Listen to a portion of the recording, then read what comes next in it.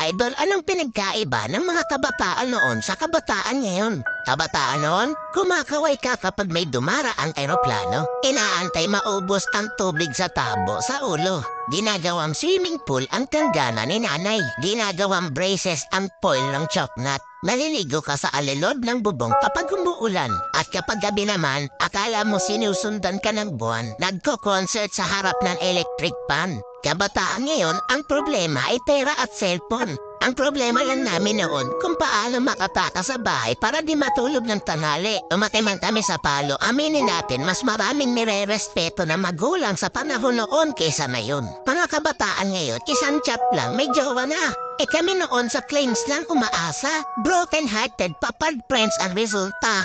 Mga kabataan noon, ang dami ng alam na trabaho. Kesa sa kabataan ngayon, tamad na, puro pa gadgets, di pa mautusan. Minsan nagiging ibon, minsan nagiging panike. Wait lang.